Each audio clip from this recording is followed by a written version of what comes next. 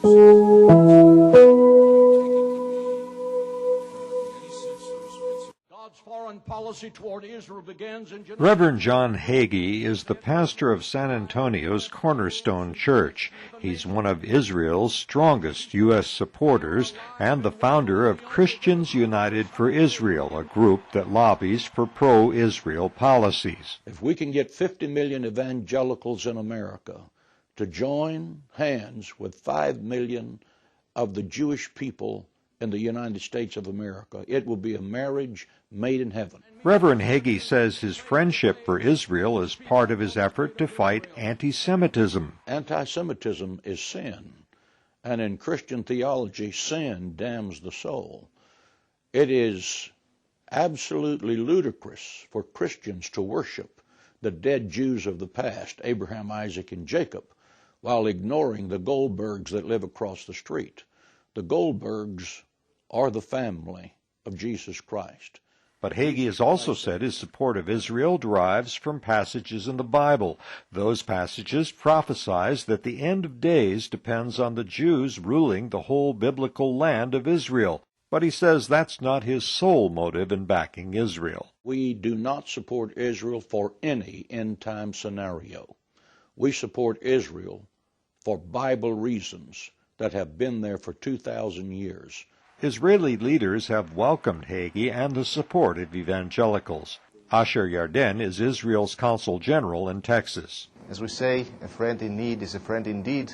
In July 2006, with Israel battering Hezbollah positions in Lebanon, Reverend Hagee rallied more than 3,000 evangelicals in Washington and got them to lobby Congress in support of Israel's controversial war. Israel found encouragement in that support. When the war in the north of Israel took place in 2006, that from our good friends among the evangelical Christians, there were special expressions of support. But Palestinians, including Christian Palestinians, say Hagee and his followers are ignoring them. Tony Kateli is with the American Arab Anti-Discrimination Committee. He says Palestinians are living under Israeli occupation or in exile and are being overlooked. The plight of the Palestinians isn't completely understood in this country, particularly by the evangelical movement. No matter what they believe religiously, there are people who are suffering in reality, and that is a very big divide that needs to be crossed. Jews and Israelis are not unanimous in the embrace of evangelicals.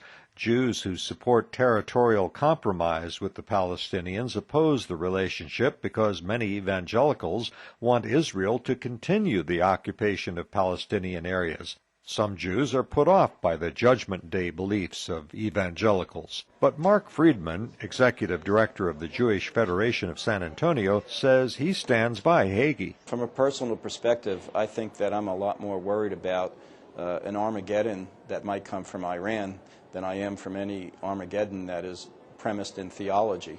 So despite theological differences, the unusual relationship between evangelicals and the Jewish state on its 60th anniversary is likely to continue, at least in the near future.